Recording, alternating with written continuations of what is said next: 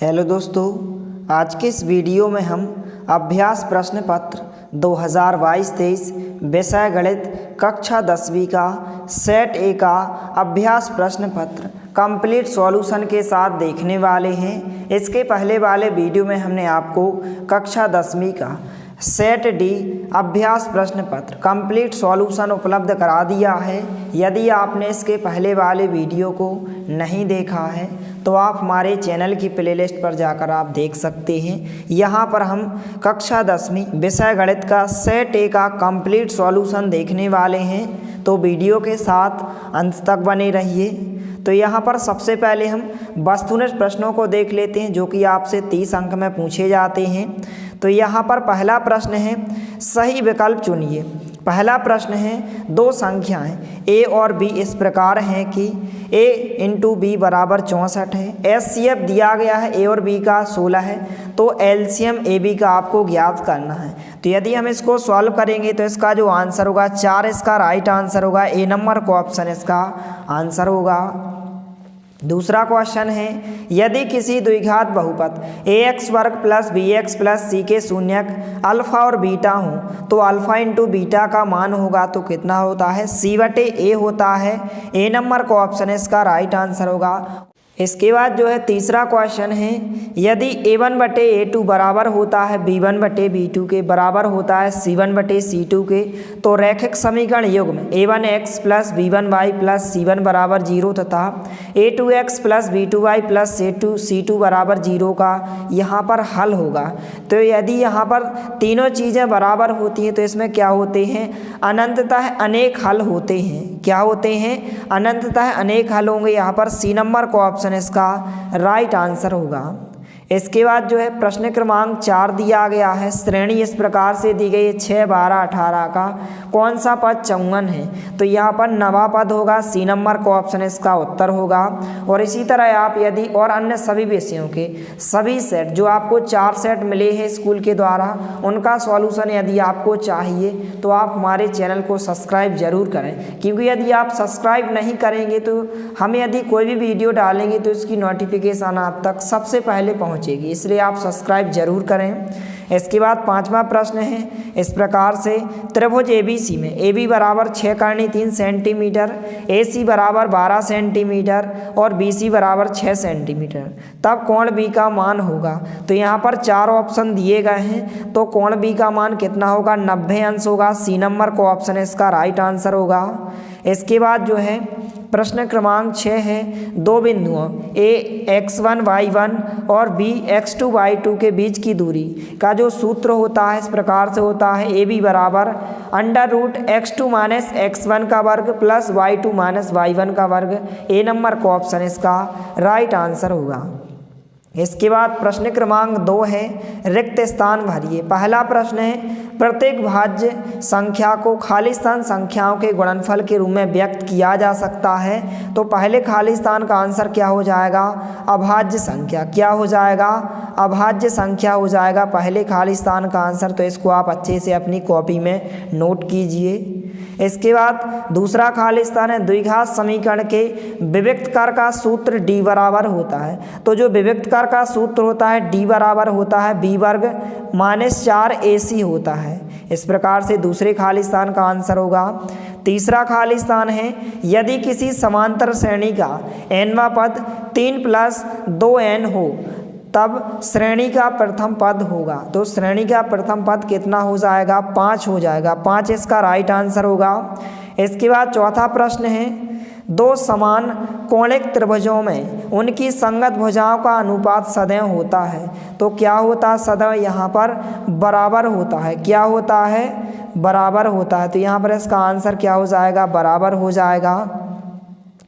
इसके बाद जो है प्रश्न क्रमांक 5 है, 3 मीटर ऊंची मीनार के पाद से 3 मीटर दूर स्थित बिंदु पर मीनार की चोटी का उन्नयन कोण होगा। तो उन्नयन कोण कितना हो जाएगा? 45 अंश होगा। कितना होगा? 45 अंश होगा। तीसरे क्वेश्चन और चौथे क्वेश्चन के आंसर को आपको एक बार कन्फर्म अच्छे से देख लेना है, बाकी यहाँ पर बिल्कुल करेक्ट आंसर है। पांचवें प्रश्न का आंसर होगा 45 अंश। इसके बाद जो है प्रश्न 6 इस प्रकार से दिया गया है, वृत्त को दो बिंदुओं पर प्रतिच्छेद करने वाली रेखा को कहते हैं। तो क्या कहते हैं इसे? छेदक रेखा कहते हैं। क्या कहते हैं? छेदक रेखा कहते हैं। सभी विद्यार्थियों से निवेदन है कि यदि आप हमारे चैनल पर नए हैं तो प्लीज़ चैनल को सब्सक्राइब कीजिए, क्योंकि यार जो है वीडियोस बनाने में बहुत ज़्यादा मेहनत लगती है। इसके बाद जो है नेक्स्ट क्वेश्चन है, प्रश्न क्रमांक 3, सही जोड़ी बनाइए। स्तंभ फर्स्ट और स्तंभ सेकंड इस प्रकार से स्तंभ दिए गए हैं। पहला है 1 प्लस कॉट वर्ग थीटा, तो क्या होता है? कोसेक वर्ग थीटा होता है, F नंबर से आपको मिलाना है। दूसरा है सेक थीटा, तो सेक का उल्टा क्या होता है? कॉस थीटा होता है, तो ए नंबर से आपको मिलाना है 1 कॉस थीटा। तीसरा है साइन वर्ग थीटा प्लस कॉस वर्ग थीटा, तो इसका मान 1 होता है, तो आपको ई नंबर से मिलाना है। चौथा है वृत्त की परिधि, तो वृत्त की परिधि क्या होती है? 2 पाई r होती है, तो आपको सी नंबर से मिलाना है। पांचवा है वृत्त का क्षेत्रफल, तो वृत्त का क्षेत्रफल पाई r वर्ग होता है, बी नंबर से मिलाना है। और असंभव घटना की प्रायिकता क्या होती है? 0 होती है, डी नंबर से आपको मिलाना है। तो इस प्रकार से सही जोड़ियाँ हो जाएंगी, इनको आपको अच्छे से अपनी कॉपी में लिख लेना है। इसके बाद प्रश्न क्रमांक 4 है, एक शब्द या एक वाक्य में उत्तर लिखिए। पहला प्रश्न इस प्रकार से दिया गया है, यदि किसी द्विघात समीकरण के विविक्तकर का मान धनात्मक हो तो उस समीकरण के मूलों की प्रकृति कैसी होगी? तो 2 भिन्न एवं वास्तविक मूल होंगे। क्या होंगे? इसका आंसर क्या हो जाएगा? 2 भिन्न एवं वास्तविक मूल। तो इस प्रकार से आपको उत्तर में क्या लिखना है? 2 भिन्न एवं वास्तविक मूल। क्या लिखना है? 2 भिन्न एवं वास्तविक मूल इसका राइट आंसर होगा पहले प्रश्न का। दूसरा प्रश्न इस प्रकार से है, क्या सभी वर्ग समरूप होते हैं? तो आपको उत्तर में लिखना है हाँ, सभी वर्ग जो है समरूप होते हैं। इसके बाद जो है तीसरा प्रश्न है, वृत्त की स्पर्श रेखा वृत्त को कितने बिंदुओं पर स्पर्श करती है? तो एक बिंदु पर स्पर्श करती है। कितने बिंदु पर? एक बिंदु पर स्पर्श करती है। चौथा प्रश्न यहाँ पर इस प्रकार से है, बिंदुओं 1, 4 और 3, 2 को मिलाने वाले रेखाखंड के मध्य बिंदु के निर्देशांक लिखिए। तो यहाँ पर मध्य बिंदु के जो निर्देशांक होंगे यदि आप निकालेंगे तो क्या होंगे? 2 और 3 होंगे। चौथे प्रश्न का आंसर 2 और 3 होगा। इसके बाद पांचवा प्रश्न है, घनाभ के संपूर्ण पृष्ठ का क्षेत्रफल। तो जो घनाभ के संपूर्ण पृष्ठ का क्षेत्रफल होता है 2 कोष्ठक के अंदर यहाँ पर इस प्रकार से LB प्लस BH होता है प्लस यहाँ पर HL होता है। इस प्रकार से जो है घनाभ के संपूर्ण पृष्ठ का क्षेत्रफल होता है कोष्ठक के अंदर LB plus BH plus HL, और कोष्ठक के बाहर 2 होते हैं। पांचवा प्रश्न इस प्रकार से हो जाएगा। इसके बाद छठवां प्रश्न है, इस प्रकार से आंकड़े दिए गए हैं 2, 4, 8, 7, 5, 4, 9, 6, 7, एक 7 का बहुलक होगा। तो बहुलक क्या होता है? जो संख्या सबसे ज़्यादा बार रिपीट होती है। यहाँ पर इसमें जो है आंकड़ों में जो है 7 जो है 4 बार आया है, जो कि सबसे ज़्यादा बार आया है, तो इसका बहुलक कितना हो जाएगा? 7 हो जाएगा। तो यहाँ पर छठवें प्रश्न का आंसर 7 हो जाएगा। इसके बाद प्रश्न क्रमांक 5 इस प्रकार से पूछा गया है, सत्य असत्य लिखिए। पहला प्रश्न है, किसी बिंदु पर या किसी बिंदु का भुज 0 है और कोटि 3 है, तब वह x अक्ष पर स्थित होगा। तो यह कथन आपका क्या हो जाएगा? असत्य होगा। क्या होगा? असत्य होगा। दूसरा प्रश्न है, यदि किसी द्विघात समीकरण के विविक्तकर का मान 0 है तो उसके मूल जो है वास्तविक और समान होंगे। तो यह कथन आपका क्या होगा? सत्य होगा। दूसरा कथन सत्य हो जाएगा। तीसरा है, श्रेणी दी गई है, एक समांतर श्रेणी है, तो यह कथन क्या हो जाएगा? असत्य होगा। तीसरा कथन क्या हो जाएगा? असत्य हो जाएगा। इसके बाद चौथा प्रश्न है, क्षैतिज तल से ऊपर की ओर देखने पर दृष्टि रेखा क्षैतिज रेखा के साथ अवनमन कोण बनाती है। तो यह कथन असत्य होगा, क्योंकि यहाँ पर उन्नयन कोण बनता है। तो यह कथन क्या हो जाएगा? असत्य हो जाएगा। चौथा कथन जो है असत्य होगा। पांचवा प्रश्न इस प्रकार से है कि एक किनारे पर बेलनाकार बनाई गई पेंसिल एक शंकु और एक बेलन का संयोजन है। तो यह कथन क्या हो जाएगा? सत्य हो जाएगा। छठवां प्रश्न है, किसी घटना की प्रायिकता 1 से अधिक एक नहीं हो सकती है, तो बिल्कुल सत्य है। छठवां प्रश्न क्या होगा आपका, सत्य होगा। इसके बाद हम प्रश्न 1 से लेकर प्रश्न 5 तक के एक साथ यहाँ पर सभी प्रश्नों के हम उत्तर देखने वाले हैं, तो वीडियो के साथ अंत तक बने रहिए और वीडियो को ज़्यादा से ज़्यादा अपने दोस्तों के साथ शेयर कीजिए ताकि सभी को इसका सॉल्यूशन मिल सके। तो सबसे पहले प्रश्न क्रमांक 1 के सभी प्रश्नों के उत्तर को आप अच्छे से नोट कीजिए। इस प्रकार से 6 प्रश्नों के उत्तर दिए गए हैं। पहले प्रश्न के में जो 6 प्रश्न पूछे गए थे सभी प्रश्नों के उत्तर हो जाएंगे, तो इनका आप फटाफट स्क्रीनशॉट ले लीजिए। इसके बाद जो है प्रश्न क्रमांक 2 में रिक्त स्थान पूछे गए थे, यहाँ पर इनके उत्तर हो जाएंगे, इनको आप अच्छे से नोट करें। इस प्रकार से उत्तर दिए गए हैं। इसके बाद जो है प्रश्न क्रमांक 3 में सही जोड़ियां पूछी गई थी, इस प्रकार से उत्तर हो जाएंगे, तो इनका भी आप स्क्रीनशॉट ले लीजिए। इस प्रकार से उत्तर दिए गए हैं। इसके बाद जो है प्रश्न क्रमांक 4 में इस प्रकार से एक शब्द या एक वाक्य में प्रश्न पूछे गए थे, इस प्रकार से इन सभी प्रश्नों के उत्तर हो जाएंगे, इनको आप अच्छे से नोट करें। इसके बाद जो है प्रश्न क्रमांक 5 में सत्य पूछे गए थे, इस प्रकार से उत्तर हो जाएंगे, तो इनको भी आप अच्छे से नोट करें। इसके बाद जो है हम प्रश्न क्रमांक 6 से 23 तक के सभी प्रश्नों के उत्तर देखने वाले हैं। आपके पास तो क्वेश्चन पेपर है, हम केवल जो है इन प्रश्नों के हल देखने वाले हैं, तो वीडियो के साथ अंत तक बने रहिए। तो यहाँ पर आप देख सकते हैं इस प्रकार से प्रश्न क्रमांक 6 से प्रश्न पूछे गए हैं। सबसे पहले आप प्रश्नों को देख लीजिए। इसके बाद जो है हम इन सभी प्रश्नों के उत्तर देखने वाले हैं, तो आपको वीडियो को जो है लास्ट तक देखना है। यदि आप जो है 75 में से 75 अंक लाना चाहते हैं तो आप वीडियो को कंप्लीट देखिए। इस प्रकार से कुल 23 प्रश्न पूछे गए हैं, तो हम प्रश्न क्रमांक 6 से 23 तक के सभी प्रश्नों के यहाँ पर हम उत्तर देखने वाले हैं। तो प्रश्न क्रमांक 6 में यह क्वेश्चन पूछा गया है कि 5005 को अभाज्य गुणनखंडों के गुणनफल के रूप में व्यक्त कीजिए। तो इस प्रकार से यहाँ पर इसका सॉल्यूशन दिया गया है।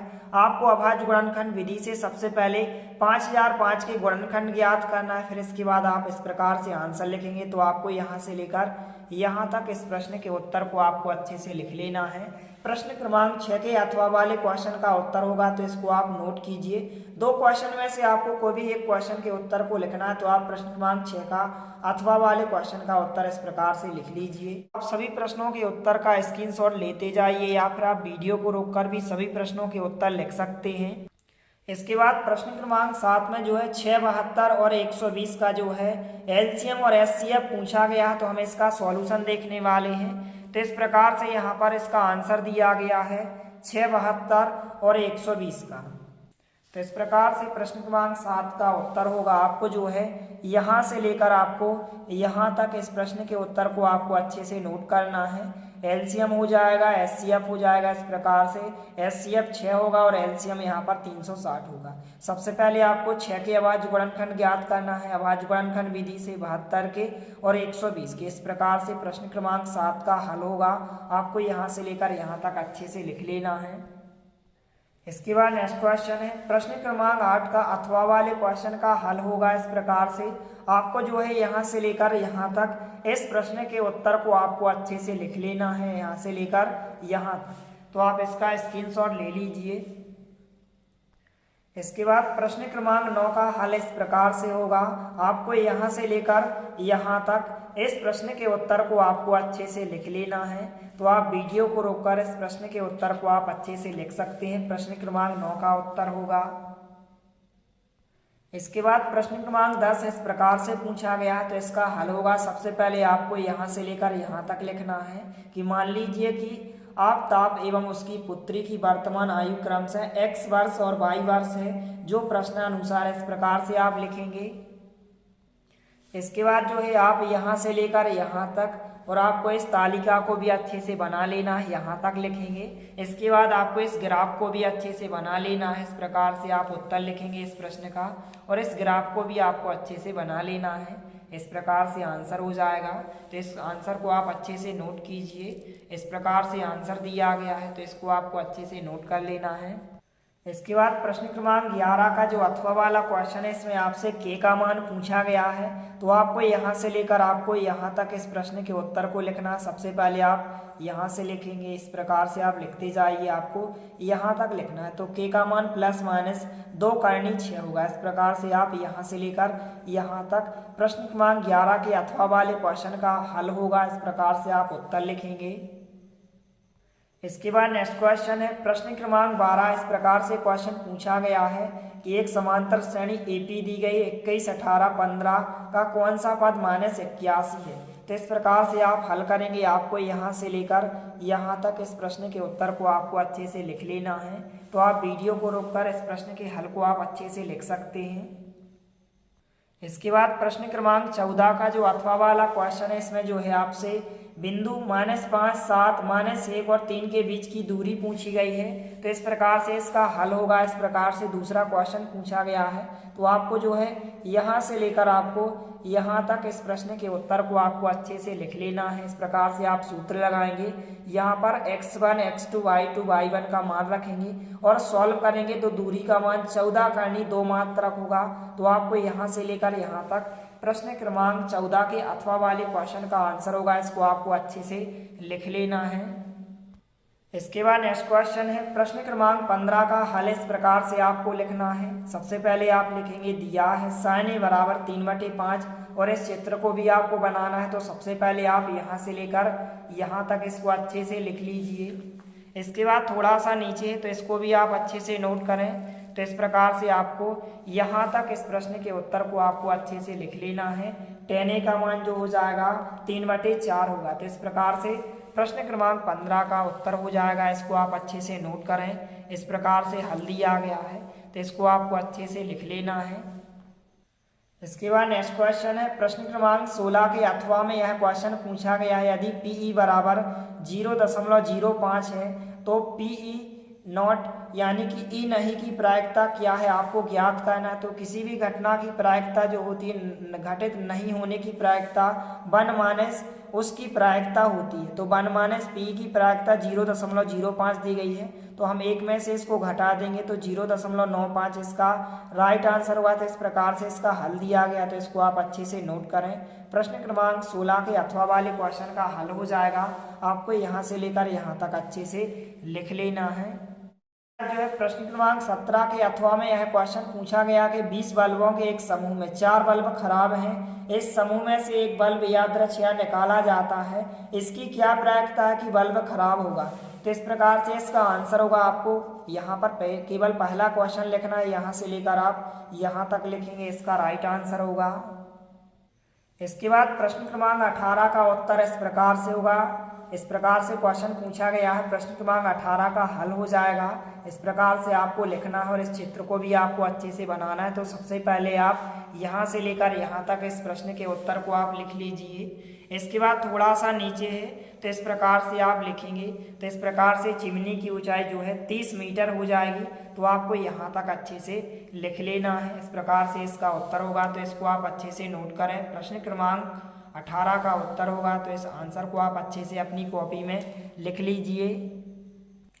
इसके बाद प्रश्न क्रमांक 19 इस प्रकार से पूछा गया है कि एक बिंदु ए से जो एक वृत्त के केंद्र से 5 सेंटीमीटर की दूरी पर है, वृत्त पर बिंदु ए से खींची गई स्पर्श रेखा की लंबाई 4 सेंटीमीटर है, वृत्त की त्रिज्या ज्ञात कीजिए। तो इस प्रकार से आपको इस चित्र को भी अच्छे से बना लेना है पेंसिल से।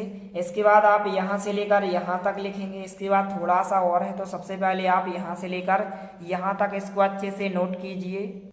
इसके बाद थोड़ा सा यहाँ पर है तो आप जो है यहाँ से लेकर आप इसको यहाँ तक लिखिए। 3 सेंटीमीटर इसका राइट आंसर होगा। तो आपको यहाँ से लेकर यहाँ तक लिखना है।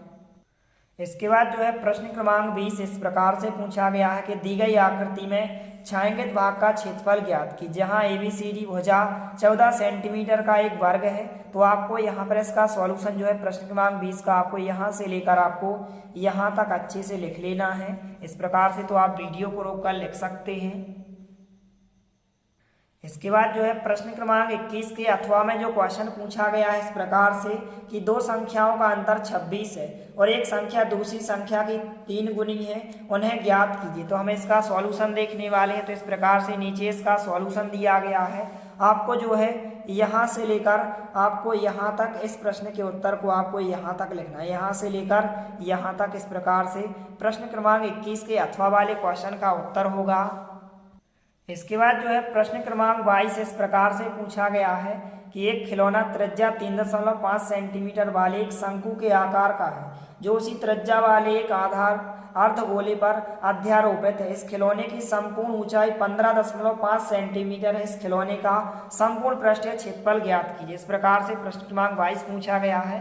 तो इस प्रकार से आपको इस चित्र को बनाना है और इस प्रकार से आप इसका हल लिखेंगे। यहाँ से लेकर आपको जो है यहाँ तक सबसे पहले लिखना है।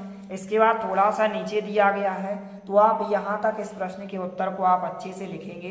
इस प्रकार से आंसर होगा, तो इसको आप अच्छे से नोट कीजिए। यह प्रश्न जो है आपके सेट डी में भी पूछा गया है। तो इस प्रकार से सेट डी का जो हमने सॉल्यूशन उपलब्ध करा दिया है। तो इस प्रकार से जो है प्रश्न क्रमांक 22 का उत्तर होगा, आपको यहाँ से लेकर यहाँ तक अच्छे से लिख लेना है। इसके बाद प्रश्न क्रमांक 23 इस प्रकार से क्वेश्चन पूछा गया है, यहाँ पर आप देख सकते हैं। और यह जो है सेट डी में भी क्वेश्चन पूछा गया है प्रश्न क्रमांक 23 में। तो इस प्रकार से इसका सॉल्यूशन होगा। इस प्रश्न को आपको अच्छे से लिख लेना है। आपको यहाँ से लेकर यहाँ तक इस प्रश्न के उत्तर को आपको अच्छे से लिख लेना है। तो इस प्रकार से प्रश्न क्रमांक 1 से 23 तक के सभी प्रश्नों के उत्तर हो जाएंगे। इसी प्रकार से आपको और अन्य सभी विषयों के सेट आ, सेट बा, सेट सा और सेट दा कंप्लीट सॉल्यूशन के साथ चैनल के माध्यम से उपलब्ध कराया जाएगा। मिलते हैं अगले वीडियो में, तब तक के लिए जय हिंद, वंदे मातरम।